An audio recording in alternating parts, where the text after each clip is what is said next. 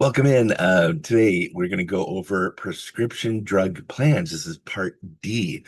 We've covered Part A, hospital, Part B, that's medical, and now Part D. This is for prescription drugs. So here's a concept you need to understand. Just because you have Part D does not mean you have drug coverage. Think of it this way, as you have Part A and Part B, that is a requirement in order to have a Medicare approved plan from a private insurance company, whether that's Medicare Advantage or a Medicare supplement plan. Similarly, you need to have Part D in order to um, and you will need to get a prescription drug plan, either a standalone or a Medicare Advantage plan that includes prescription drugs. Those are your two options. So again, when you see Part D on your card, the inclination is to think, oh, I have drug coverage as Part D.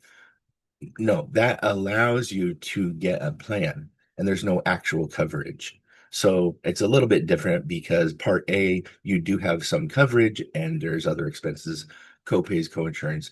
Part B, you're paying for a premium, and there are some things that's covered. You have the 80% covered, 20% on both of those. But with Part D, there's no drug coverage.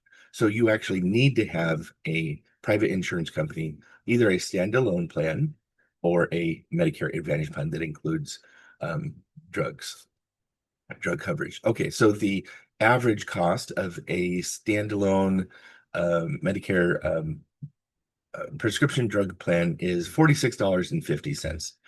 And there is also a deductible, prescription drug deductible. It's in 2025, it's $590.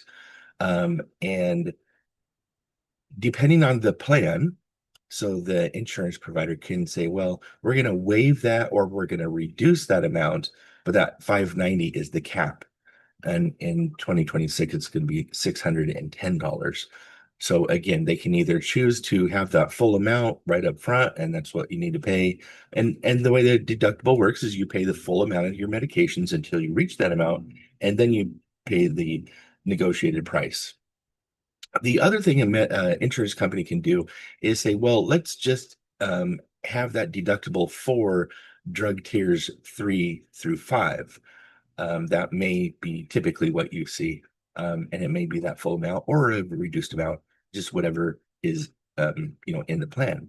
So you need to be aware of what your medications are. This is why we go through this, because it's crucial for you to understand on what plan it is are your drugs are in what tier. So a common medication, drug tiers 1 and 2, are going to be lower cost to you. They've been through the process where there are a lot of those available, and those are smaller costs. The higher tiered drugs are more expensive generally, and so that's kind of what you're looking at. So, and every prescription drug plan, whether it's standalone or a Medicare Advantage plan, will have its own formulary. This is all of the medications included in that plan. And your medications may be on one tier, a lower tier, on one plan, and on another plan, it could be tier 3. So you may, on one plan versus another, avoid or get hit with this deductible. It's a pretty steep amount if you're going to fill a medication that, you know, um, whatever. Keep in mind that you will pay the full amount of the medication until you reach that deductible, and then there's going to be a negotiated price, and every plan is going to have a different amount there too. Okay, one other thing to keep in mind is that you will have a late enrollment penalty if you do not have um, credible drug coverage.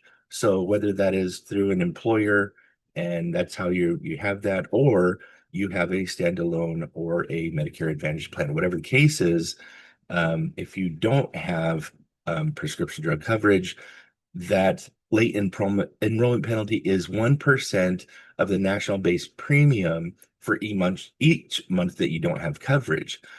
So it's very little. It's roughly 40 to 50 cents a month.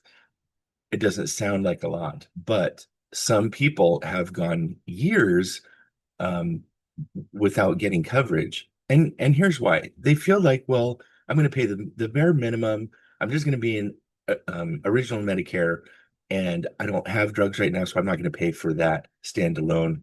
And that's the mindset. Well, if that happens, then every month that you don't have, you will have this when you finally do get a prescription drug plan, however that coverage comes. The only caveat really is that if somebody has Medicaid, which is through the state, we'll talk about that later. They may have late LIS, low income subsidy. And if that's the case, then they actually won't have to deal with that penalty. But for the most part, if you have that, you're just going to have that tacked onto whatever premium you have for, for the rest of your life, basically, as you're still in Medicare. So the next video, we're going to get into Medicare Advantage, otherwise known as Part C. So I will see you in that video.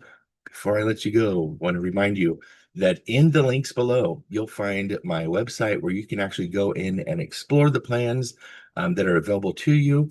And so you can take a look at those. October 1st, we'll actually see the new plans available for 2026.